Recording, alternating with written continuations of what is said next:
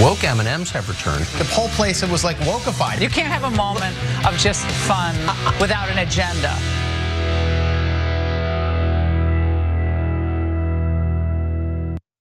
Oh, the right's gotta be mad. And generally recently, they've been mad that brands are trying to like turn you gay by there being a shirt with a rainbow on it or something. But they're not just worried about you being turned gay or your kids.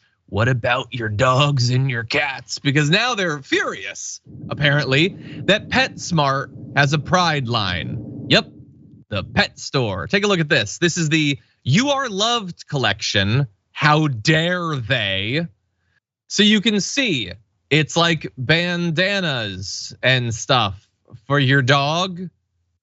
And that's making them very angry. They're tweeting, looks like PetSmart wants a spot on the boycott boat. God. But what if the boat's got a pride line? What are you gonna do then? And then there's this. This is so amazing, this tweet. It says, for your dog who identifies as a cat, I presume. They really do only have one joke. So PetSmart supports groomers. Good to know. And when I read that, so PetSmart supports groomers, I thought, that's satirical, right? I don't believe it is. I went to this person's Twitter page. They appear to be fully serious when they say that PetSmart supports groomers. Oh my God. They support groomers because they have bandanas for your dog with a rainbow on it. Again, that whole give them an inch, they'll take a mile thing. This is just, they're acknowledging that gay people exist with a dog thing, and that means that they're gonna have sex with your kids. They don't even know what they mean. By the way, this is the 4th year of this PetSmart Pride collection. Sure. Maybe some of them were furious back in 2019 or 2020 or 2021 or 2022. I don't know, but I know that all of a sudden it's unacceptable now because their life is exactly what they used to pretend to not like about young people.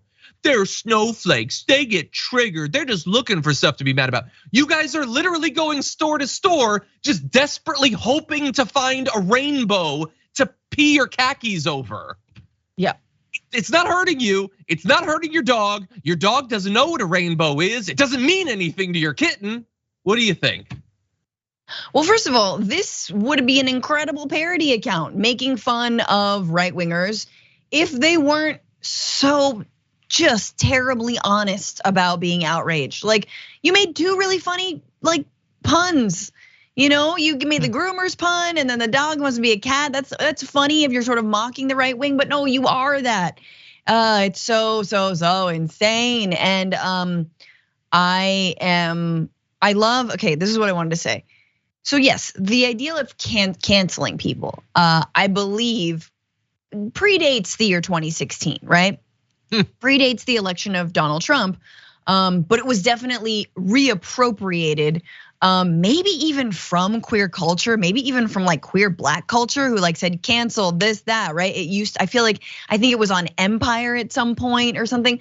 But anyway, but when the word canceled really like came out onto the scene was when Stephen Colbert did one of his first like anti-Trump monologue, and made fun of him. And everyone was like, cancel Colbert. Remember cancel Colbert, you guys?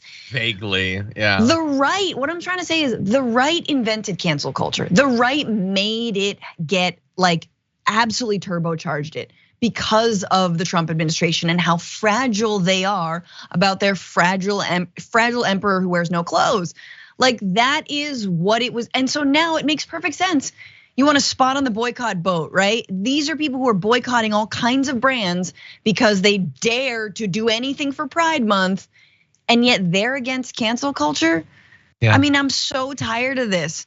But it used to be, Francesca, that what they were hoping for, I guess, was that like one of these brands would be affiliated with like a gay influencer that we find out had done something bad or said something bad. And then that's the excuse that like, there, we got you. It's not that anymore. It's just literally, do you acknowledge that there are gay people in the world? Yeah. And if you do that, if you do not go out of your way to avoid acknowledging that, trying to appeal to gay people, any of that stuff, then we want to destroy your entire brand.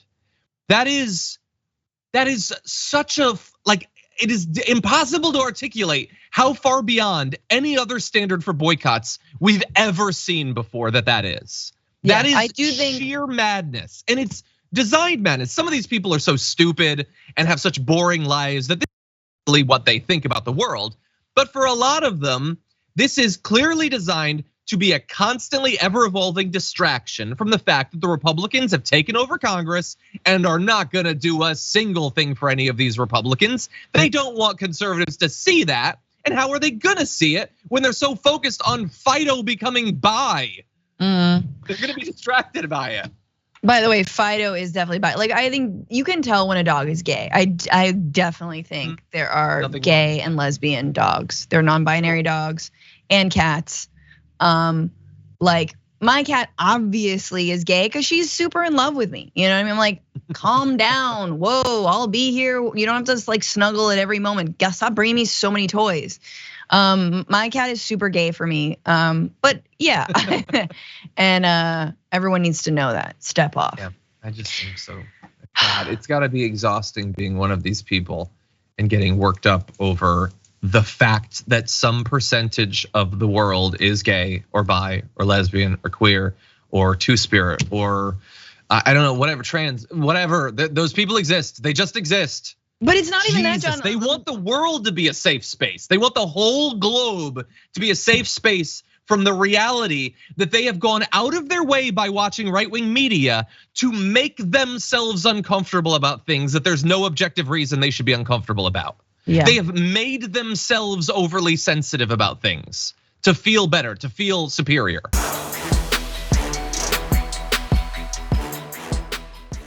Check out the Damage Report podcast each day, wherever you get your podcasts, whether Pocket Casts or Stitcher or iTunes.